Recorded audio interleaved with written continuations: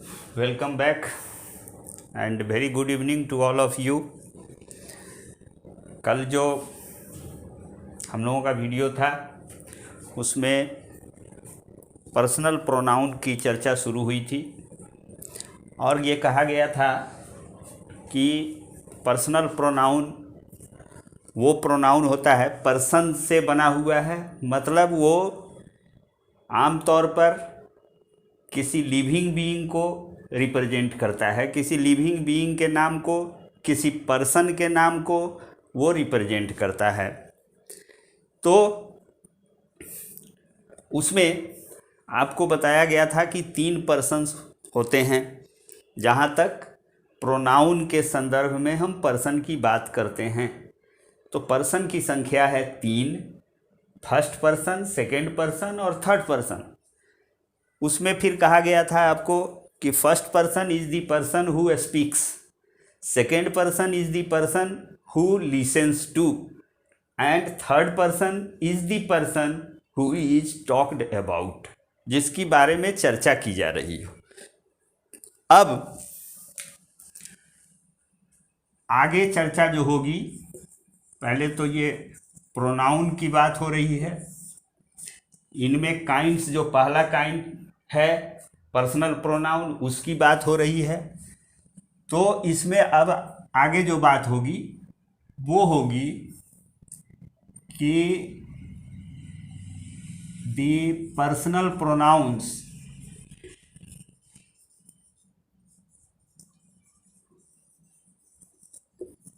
Have 2 numbers. आपको noun की चर्चा जब हो रही थी उसमें बताया गया था कि नंबर का संबंध 3 पार्ट्स ऑफ स्पीच से है। नंबर मतलब सिंगुलर और प्लूरल। तो सिंगुलर और प्लूरल का संबंध 3 पार्ट्स ऑफ स्पीच से है। पहला है नाउन, नाउन का सिंगुलर प्लूरल हो सकता है।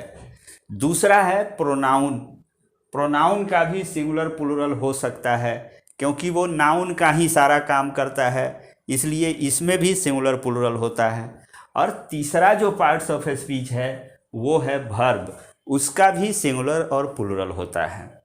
तो हम यहाँ कर रहे हैं, प्रोनाउन की बात कर रहे हैं। तो ये जो पर्सनल प्रोनाउंस होते हैं इनका 2 नंबर होता है। क्या होगा? एक तो है सिंगुलर और दूसरा है प्लूरल। मतलब ये एक वचन इसको कहते हैं, ये जो है इसको कहते हैं बहुवचन। बहु मतलब बहुत, मोर देन 1। तो इसका 2 क्या होगा? नंबर होगा। इनकी संख्या हुई 3, first person, second person, third person. और इनका नंबर सिंगुलर प्लूरल के कंटेक्स्ट में उनकी संख्या हुई 2, सिंगुलर और प्लूरल। अब इसमें तीसरी बात आपको ये जाननी है, वो पॉइंट 4 था शायद, ये 5वां पॉइंट, कि इसका 2 नंबर होगा, सिंगुलर और प्लूरल। अब छठी बात इसमें ये है कि पर्सनल प्रोनाउंस हैव 3 केसेस। अब केस के संदर्भ में आपको फिर से एक बार मैं कहूं कि चूंकि प्रोनाउन नाउन को रिप्रेजेंट करता है, नाउन की जगह पर प्रयुक्त होता है, और नाउन के साथ भी आपने केस की बात देखी थी। आपको नाउन एंड केस टॉपिक जो है सो बताया गया है डिटेल में। तो चूंकि प्रोनाउन भी नाउन का ही काम करता है, इसलिए केस से भी ये रिलेटेड है। केस से रिलेटेड 2 शब्द जो हैं, 2 वैरायटी के शब्द केस से रिलेटेड हैं, नाउन और प्रोनाउन। अब यहाँ पर हमने देखा था नाउन में 4 केस की बात हुई थी। नॉमिनेटिव केस, जिसको सब्जेक्टिव केस भी कहा गया था। दूसरी वैरायटी थी ऑब्जेक्टिव केस। तीसरी वेराइटी थी पॉजेसिव केस, चौथी वेराइटी थी वोकेटिव केस। इसमें हम कह रहे हैं प्रोनाउन के बारे में जब हम केस की चर्चा करते हैं तो अमूमन वो 3 केस की ही चर्चा होती है।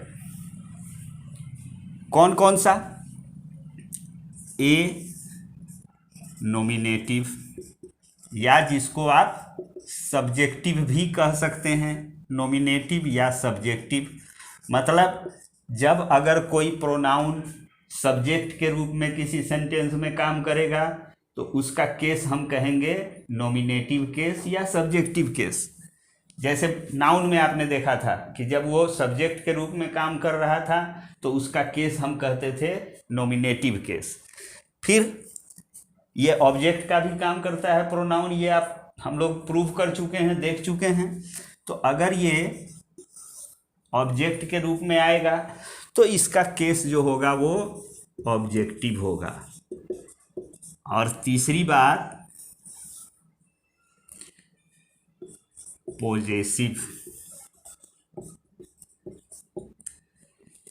ये 3 केस प्रोनाउन के संदर्भ में, हम केस की जब बात करते हैं प्रोनाउन के संदर्भ में तो बेसिकली हम इस 3 की बात करते हैं। एक जो वोकेटिव होता था, नाउन में वोकेटिव केस भी आ रहा था, वो अमूमन इसमें उसका प्रयोग नहीं होता है। ऐसे ज़बरदस्ती हम अगर प्रयोग करना चाहें तो हम कर सकते हैं ए यू, तो वहाँ एड्रेस हम कर रहे हैं। वोकेटिव केस में एड्रेशन के लिए उसका प्रयोग किया जाता है, एड्रेस हम कर रहे हैं, बट वो बहुत महत्वपूर्ण चीज़ नहीं है आपके जानने के लिए। ये 3 जो केस है इसको आपको ध्यान में, दिमाग में बैठा के चलना पड़ेगा। अब हमने कहा फर्स्ट पर्सन से, मैंने इनकी संख्या बताई हमने पर्सनल प्रोनाउन की 3, फर्स्ट, सेकेंड और थर्ड पर्सन। फिर हमने कहा नंबर इनका वो बताया 2, सिंगुलर और प्लूरल। अब मैं कह रहा हूँ केस इनका वो 3, मतलब नॉमिनेटिव, ऑब्जेक्टिव और पॉजेसिव। ये जो तीनों पॉइंट की चर्चा हुई है इसको हम एक चार्ट के द्वारा समझेंगे, और उस चार्ट को मेरा रिक्वेस्ट है आप लोगों से कि उसको पूरी तरह से या तो रट जाना है तो रट जाइए, या दिमाग में बैठा सकते हैं। मैं तो सलाह दूंगा कि उसको दिमाग में बैठाइए, और हमेशा उस पर आप जो है सो एक इमेज आपके दिमाग में होना चाहिए। उसके बारे में एक चार्ट मैं बनाने जा रहा हूँ, उससे आपको उसके फॉर्म के बारे में जानकारी मिलेगी। अब वो चार्ट क्या है भाई?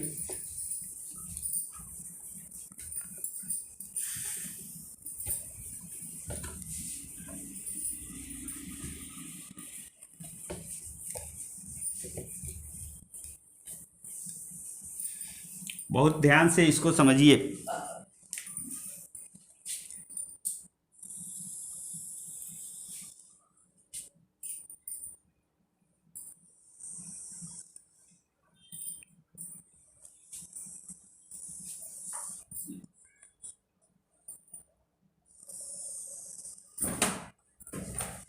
ये है, इसमें हम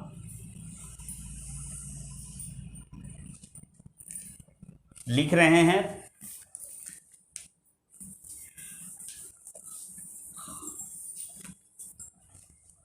ये थोड़ा और छोटा किया जाए।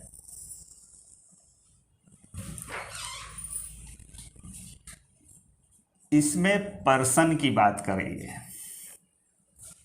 तो क्या होगा? पर्सन की बात करेंगे तो फर्स्ट पर्सन, फर्स्ट पर्सन यहां से ले लीजिए। इसका 2 फॉर्म हमने कहा नंबर के संदर्भ में, वो बताया कि सिंगुलर और प्लूरल। तो एक तो आप इसका सिंगुलर ले लीजिए, दूसरा इसका ले लीजिए प्लूरल। ये फर्स्ट पर्सन की बात हो गई। अब हम दूसरा बॉक्स किसका लेंगे?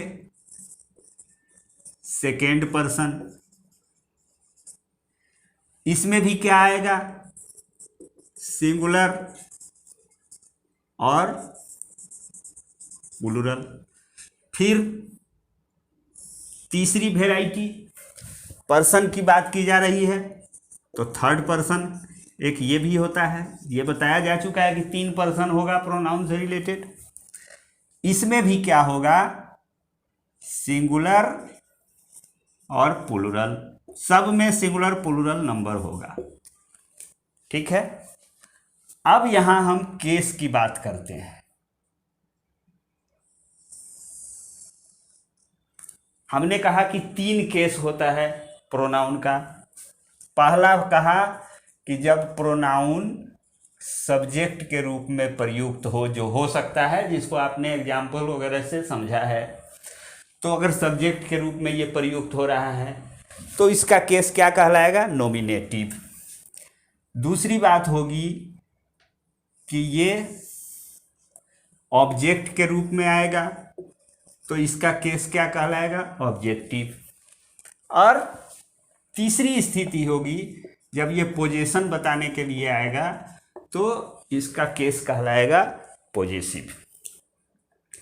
अब ये फर्स्ट पर्सन सिंगुलर नंबर, ये अगर नॉमिनेटिव केस में आएगा तो आप आई लिखेंगे।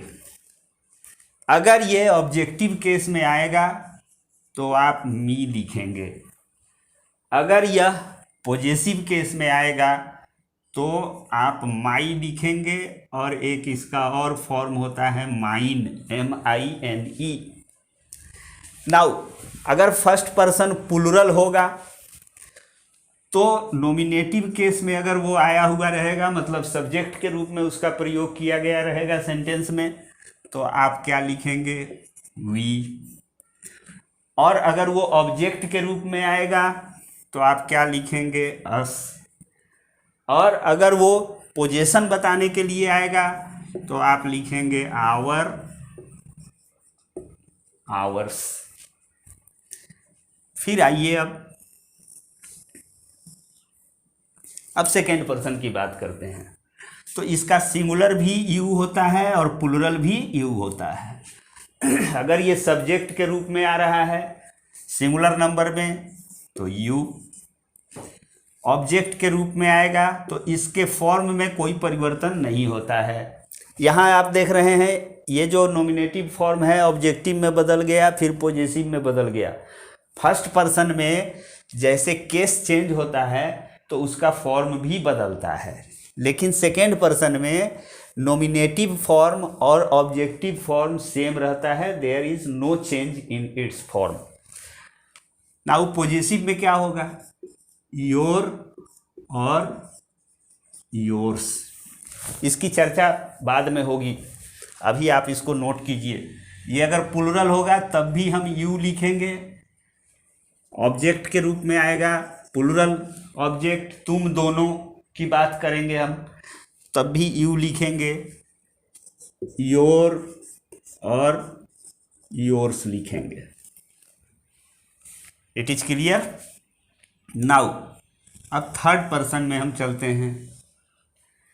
थर्ड पर्सन में क्या होगा, ये सिंगुलर में जो जब हम सिंगुलर लेते हैं थर्ड पर्सन पर्सनल प्रोनाउन की बात करते हैं तो इसमें 3 पर्सनल प्रोनाउन है।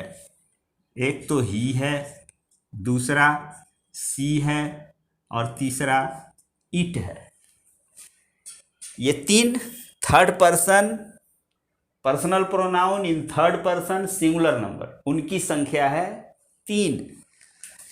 इनका ऑब्जेक्टिव केस अगर करेंगे हम तो ही का हिम हो जाएगा, सी का हर हो जाएगा और इट का इट रहेगा, उसमें कोई परिवर्तन नहीं होगा।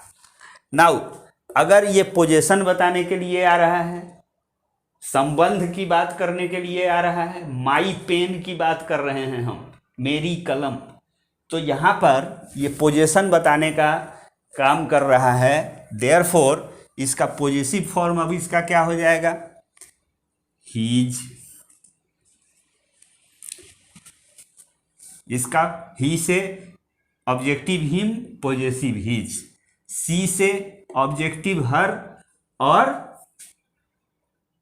पॉजिटिव हर और हर्स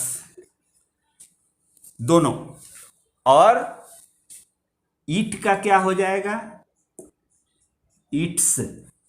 यहां एक ध्यान देने वाली बात है, इसको जरा ध्यान से समझिए। मैंने ईट्स लिखा है ITS, एक तरह से और इसको लिखा जाता है IT''S। इसका मतलब इसका नहीं होता है, इसका मतलब है इसका। It's there is a cat, its tail is black. तो हम वहां पर इट्स, ये वाला इट्स, इसकी पूंछ काली है, इस इट्स का मतलब होता है, ये शॉर्ट फॉर्म है it is. It's apostrophe S के साथ जब आता है तो उसका मतलब उसको पढ़ा जाता है इट इज।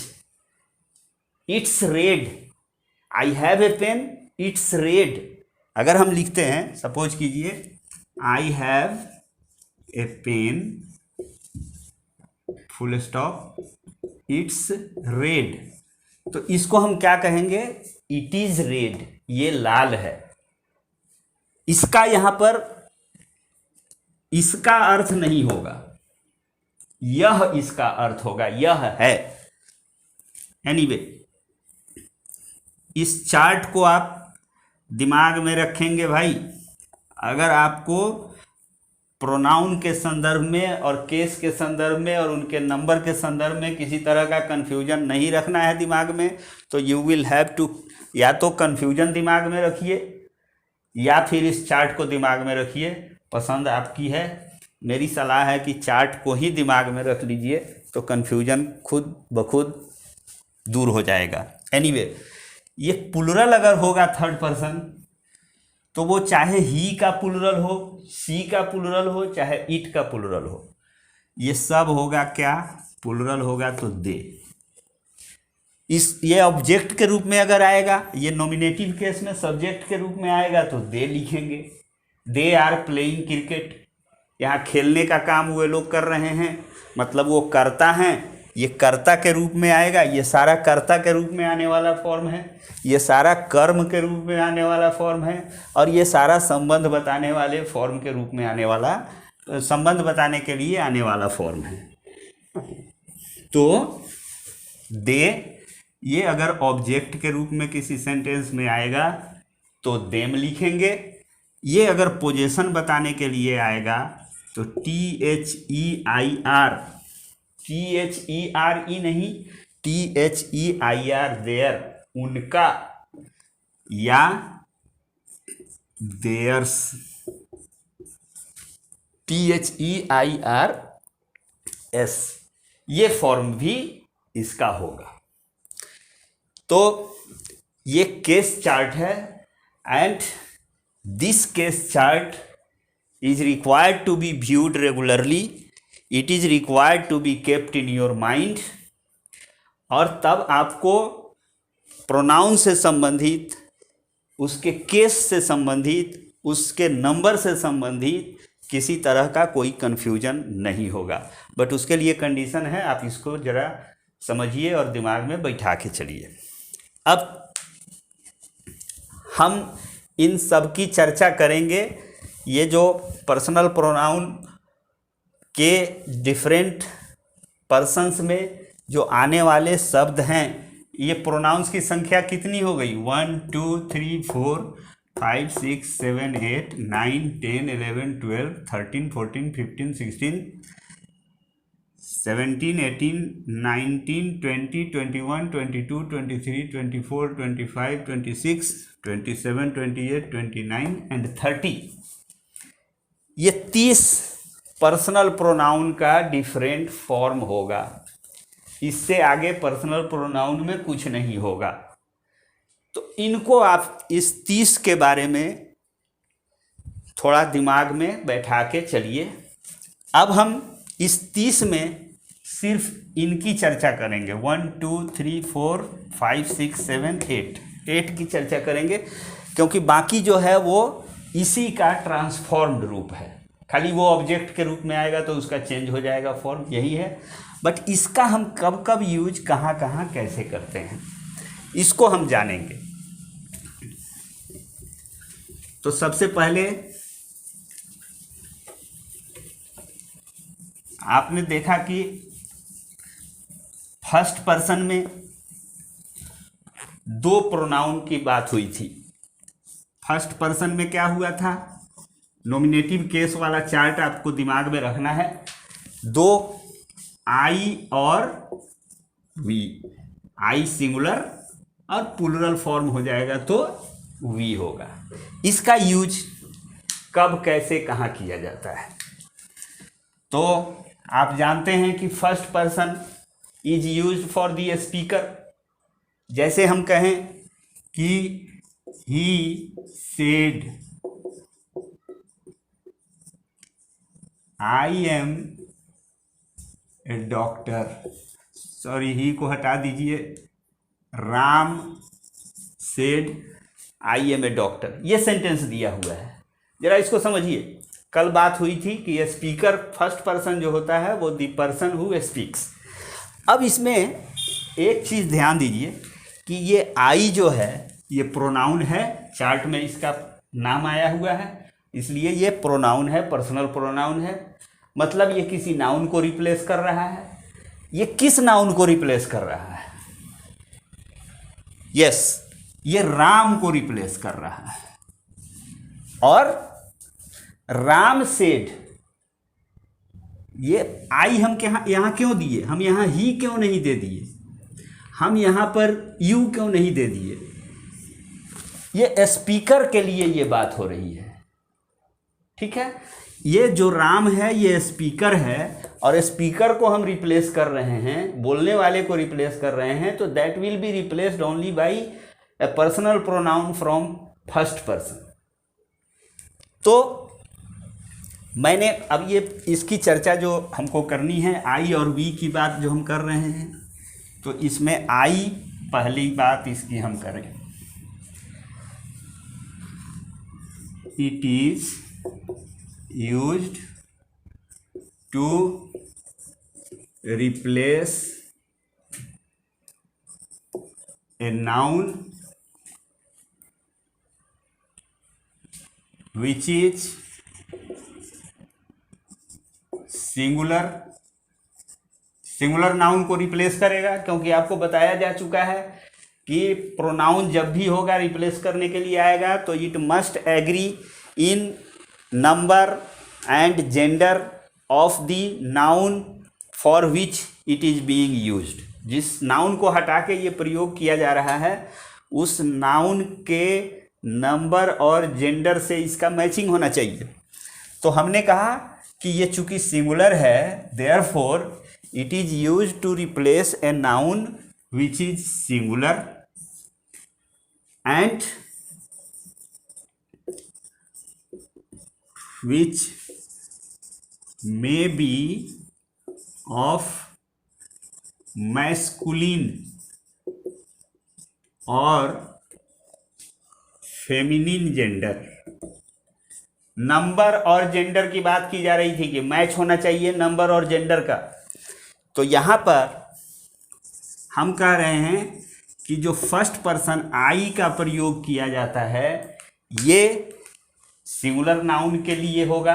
पहली बात तो ये होगी कि नाउन, जिस नाउन को ये रिप्लेस करेगा वो नाउन सिंगुलर होना चाहिए।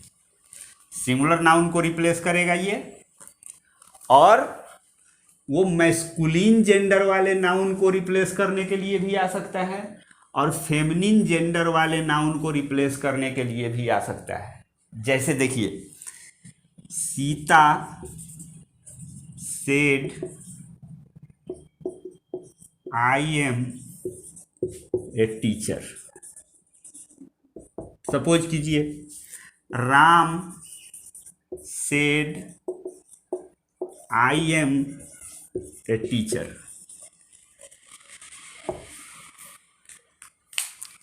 क्या हुआ?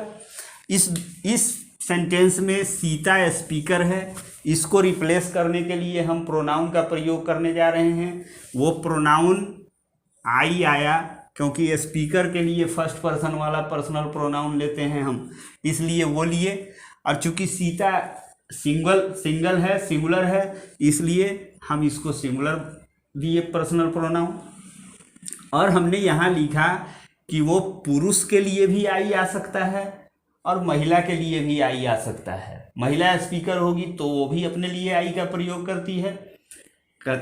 आप सुनते होंगे महिलाओं को भी मैं बाजार जा रही थी, आप क्या कहते हैं? मैं बाजार जा रहा था। डिफरेंस यही होता है। I was going to market, अंग्रेजी जब बोलेगी महिला तो वो कहेगी I was going to market. अब पुरुष भी अगर अंग्रेजी बोलेंगे तो वो भी कहेंगे I was going to market. तो मतलब आई का प्रयोग फर्स्ट पर्सन पर्सनल प्रोनाउन का में आई का प्रयोग जो होगा वो मैस्कुलिन और फेमिनिन जेंडर दोनों के लिए हो सकता है, but condition is that the noun which is being replaced, जिसको वो हटा रहा है, जिसकी जगह पर ये आ रहा है, उस नाउन का सिंगुलर होना जरूरी है। ठीक है, यहाँ राम पुरुष हैं, इनको रिप्लेस करने के लिए आई आया, दैट इज ओके। नाउ इसका प्लुरल वाला देखें अब हम, वी, सेम चीज रह जाएगा, बहुत ज़्यादा दिमाग लगाने की आवश्यकता नहीं है, वो सेम चीज होगा। क्या हो जाएगा? सिर्फ अंतर ये होगा कि वी का यूज हम कहाँ करेंगे? It is used to replace a noun of plural number which may be of masculine or feminine gender।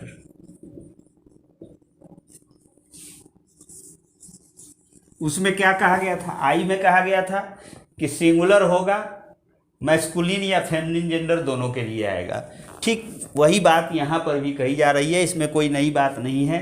अंतर सिर्फ ये होगा कि जब वी का प्रयोग करेंगे हम, तो वो भी हम मैस्कुलिन और फेमिनिन दोनों के लिए कर सकते हैं, पुरुष और महिला दोनों के लिए कर सकते हैं। सिर्फ ये डिफरेंस हो जाएगा कि जहाँ यहाँ सिंगुलर लिखा हुआ था, अब ये प्लुरल हो जाएगा, क्योंकि ये प्लुरल नंबर का फर्स्ट पर्सन का पर्सनल प्रोनाउन है। It is clear? Now second person में चले, हम यू की बात करें।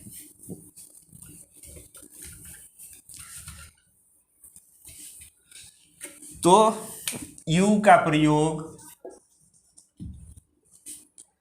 क्या होता है? ये आप जानते हैं कि सेकेंड पर्सन का पर्सनल प्रोनाउन जो होता है, the person who listens to. जैसे Ram said to Mohan you are a teacher. मान लीजिए ये सेंटेंस दिया हुआ है, इसको जरा समझिए। इसमें ये स्पीकर हैं, राम साहब बोल रहे हैं मोहन साहब को कि भाई आप मास्टर साहब हैं। ठीक है, Ram is the speaker, Mohan ये बोल किसको रहे हैं? सुनने वाले व्यक्ति कौन है? मोहन। अब ये बताइए जरा हमको, ये यू किसको रिप्लेस करने के लिए आ रहा है? ये मोहन को, यस, मोहन को रिप्लेस करने के लिए ये आ रहा है। और आपको बताया भी गया था कि सेकेंड पर्सन का प्रयोग जो है वो सुनने वाले व्यक्ति के लिए किया जाता है, the person who listens to, उसके लिए किया जाता है। ये रिप्लेस कर रहा है, मोहन को रिप्लेस करके यू आया हुआ है, क्योंकि मोहन इसमें सुनने वाला व्यक्ति है और उसी के लिए ये सेकेंड पर्सन का प्रयोग किया जाता है। तो हम यू की बात अब कर लें, और इसमें इसका आप जानते हैं कि सिंगुलर भी यू होता है और प्लुरल भी यू होता है। आप यू सिंगुलर कर लीजिए और यू प्लुरल कर लीजिए, दोनों की ज्वाइंट बात होगी, दोनों का समान यूज है। क्या यूज है कि it is used to replace a person, और पर्सन्स प्लुरल हो जाएगा तो पर्सन्स, हु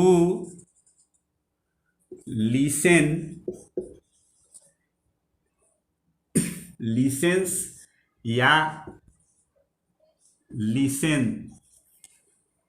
ये सिंगुलर लेके चलेंगे तो लिसेंस, प्लुरल की बात करेंगे तो लिसन। हु लिसेंस या listen to, it also can be used for replacing a noun of masculine or feminine gender।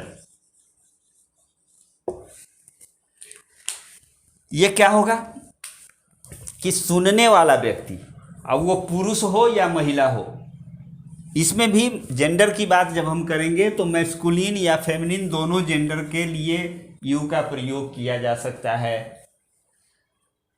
कोई लड़की भी किसी दूसरे लड़की के लिए यू शब्द का प्रयोग कर सकता है, वो किया जा सकता है। कोई लड़का के लिए भी यू शब्द का प्रयोग किया जा सकता है। जैसे हम कहें कि he told the boys, क्या भाई, you should work hard। अब यहां पर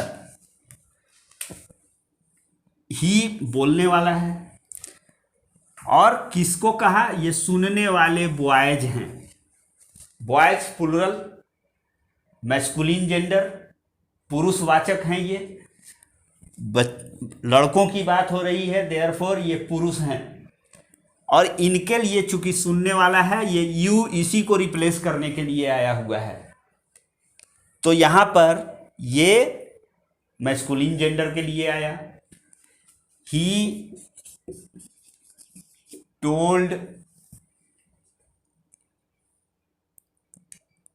सीता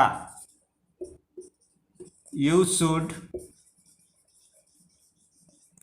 वर्क हार्ड। ये यू आया यहां पर, सीता के लिए आया, क्योंकि सीता ये जो बोल रहे हैं इसको सुनने वाला ये है, इसको रिप्लेस ये कर रहा है। ये सिंगुलर है बट तब भी ये यू आया हुआ है, क्योंकि ये सिंगुलर के लिए भी इसका फॉर्म वही होता है, यू होता है। प्लुरल के लिए भी यू होता है, मैस्कुलिन के लिए भी यू का प्रयोग किया जाता है और फेमिनिन जेंडर के लिए भी यू का प्रयोग किया जाता है। यहाँ ये फेमिनिन जेंडर है, स्त्रीलिंग है, लेकिन तब उसके लिए भी हम यू का प्रयोग कर रहे हैं और ये करेक्ट यूज है, इसमें कहीं कोई दिक्कत नहीं है। नाउ थर्ड पर्सन में अब हम प्रवेश करेंगे। थर्ड पर्सन के बारे में आप लोगों को बताया गया है। थर्ड पर्सन किसको कहते हैं? Third person the person talked about, जिसके बारे में हम चर्चा करते हैं। तो इसमें थोड़ी संख्या ज़्यादा है और उनका यूज भी डिफरेंट तरह से होता है। उसमें सिंगुलर में क्या है, थर्ड पर्सन सिंगुलर में क्या क्या आता है? थर्ड पर्सन सिंगुलर में क्या क्या आप लोगों को चार्ट में लिखाया गया था? उसमें था ही, सी और इट, यही था थर्ड पर्सन सिंगुलर के चार्ट में। अब इनका हम प्रयोग देखें कि कहाँ कहाँ होगा। तो ही की बात करें पहले हम। It is used to replace a singular noun of masculine gender.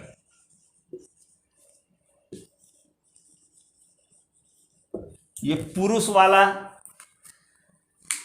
Pronoun है जिसका प्रयोग सिर्फ और सिर्फ आप जो है सो किसी मेल के लिए कर सकते हैं, किसी फीमेल के लिए इसका प्रयोग आप नहीं कर सकते हैं। ये जब भी प्रयुक्त होगा तो किसी एक सिंगुलर नाउन हो और वो नाउन जो हो वो किसी मैस्कुलिन जेंडर वाला नाउन हो, कोई मैस्कुलिन जेंडर वाला नाउन हो, पुरुषवाचक संज्ञा वो हो, स्त्रीलिंग नहीं हो, वो पुल्लिंग हो।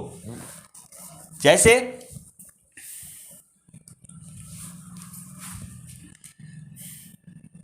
Ram is a teacher,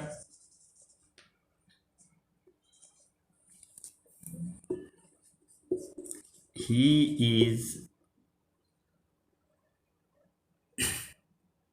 is very popular. अब यहां पर ये जो ही आया ये राम को रिप्लेस करने के लिए आया। राम एक आदमी का नाम है, वो आदमी पुरुष है, सिंगुलर नंबर में है, पुरुष है, इसलिए हम वहां पर पर्सनल प्रोनाउन के रूप में ही का प्रयोग करेंगे। तो ही के प्रयोग के लिए जो जरूरी कंडीशन है वो कंडीशन ये है कि ही का प्रयोग उस नाउन को हम रिप्लेस करने के लिए करते हैं जो सिंगुलर हो और मैस्कुलिन जेंडर का हो। ठीक है, अब हम सी की बात करें।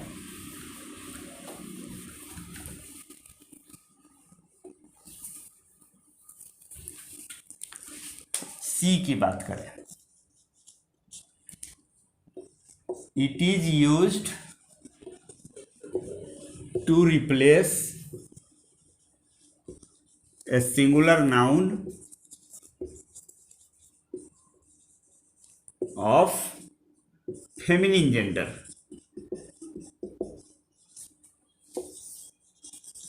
फेमिनिन जेंडर, फेमिनिन जेंडर मतलब स्त्रीलिंग, फीमेल की बात करें, फीमेल, इसको रिप्लेस करने के लिए हम इसका प्रयोग करते हैं। जैसे Sita is a teacher,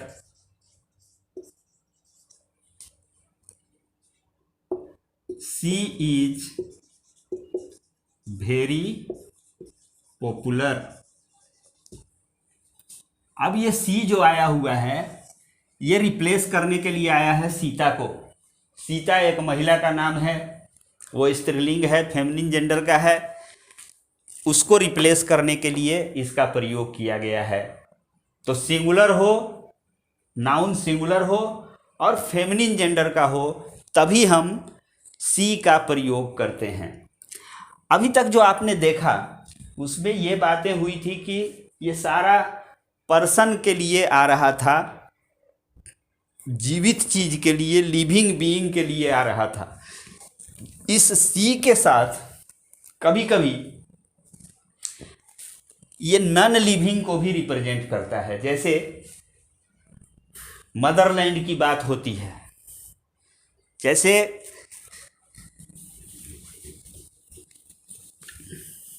C may also be used to replace the name of one's motherland. Motherland मातृभूमि, तो चूंकि इसमें भी फेमिनिन सेंस होता है, वो मातृभूमि, मातृ शब्द जैसे ही हम कहते हैं तो वो वहाँ पर महिला खुद ब खुद आ जाती है, स्त्रीलिंग का सेंस वो होता है। देयरफॉर इसका प्रयोग नॉन लिविंग होने के बावजूद मदरलैंड वगैरह की जब चर्चा होती है तो उसमें इसका प्रयोग किया जाता है। जैसे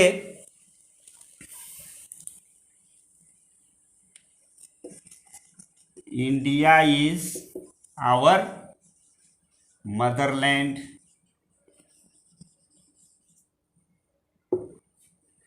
she remained in the chains of slavery for about 200 years। अब इसमें हमने सी का प्रयोग किया है इंडिया को रिप्लेस करने के लिए, सेंस वही है मदरलैंड वाला। नाउ थर्ड,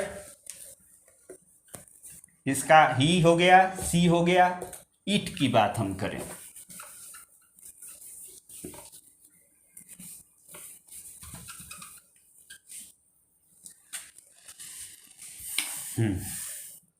इट की बात करें, इसमें कुछ पॉइंट्स हैं जिनको ध्यान देना है, वो उस पर आपकी नजर होनी चाहिए। क्या है? It is used to suggest to replace the name of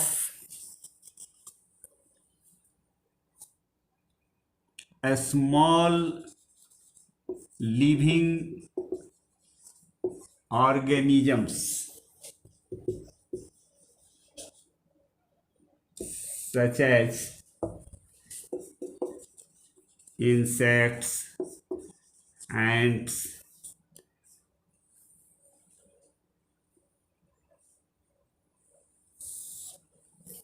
वो फ्लाइज, etc। जो स्मॉल इंसेक्ट्स होते हैं, लिविंग ऑर्गेनिजम्स होते हैं, उनके लिए हम प्रयोग करते हैं ईट का। उनके नाम को रिप्लेस करने के लिए हम ईट का प्रयोग करते हैं। जैसे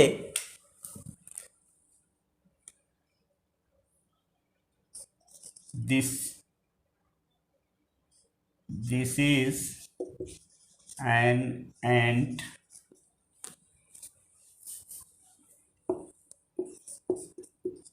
it is very laborious। चींटी के बारे में कहा जाता है कि वो बहुत कठिन परिश्रमी होती है, वो कहीं से दाना लेके अपने कुनबे में जो है सो लाती है धोके, तो और हमेशा वो मेहनत करते रहती है। Regularly ants are working regularly very hard. तो यहाँ पर ये जो ईट का प्रयोग हम कर रहे हैं वो इस एंट को रिप्लेस करने के लिए कर रहे हैं। वो स्मॉल ऑर्गेनिज्म है, tiny living being, small living being के लिए ईट का प्रयोग किया जाता है। ईट का प्रयोग, ये पहली बात हुई। इसमें दूसरी बात होगी, it is also used to replace a non living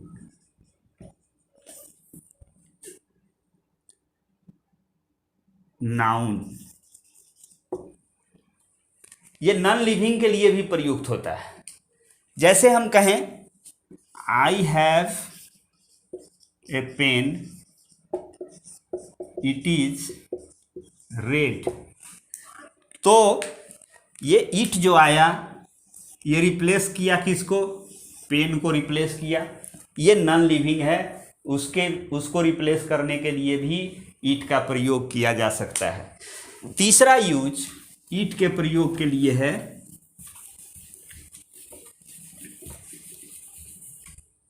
third, it can also be used for an infant. Infant का मतलब क्या हुआ, नवजात शिशु, नवजात शिशु, नया नया जन्मा हुआ बच्चा, whose sex is not known,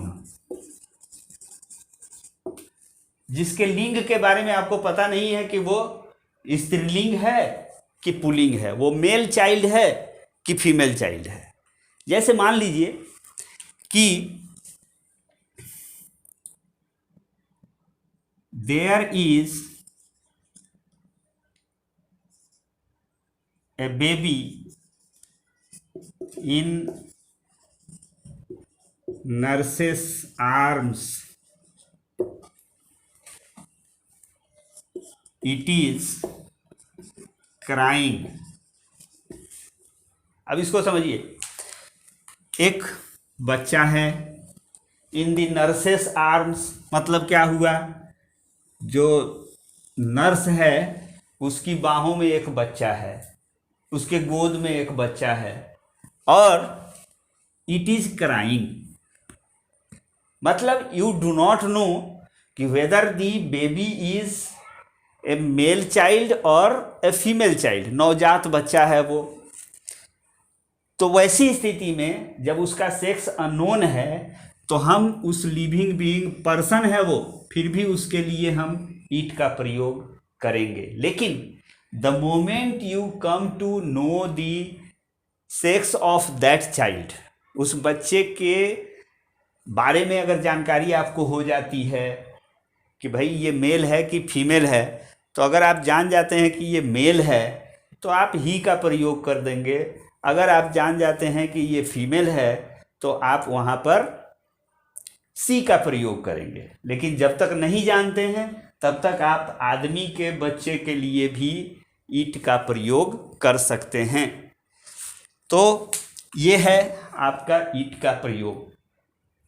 आज की चर्चा यही समाप्त कर रहे हैं और फिर हम लोग नेक्स्ट वीडियो में मिलते हैं, इसको जारी रखेंगे। आप लोग तब तक व्यू कीजिए वीडियोस को, लाइक कीजिए, कमेंट कीजिए, सब्सक्राइब भी कीजिए। Thank you, goodbye, good night.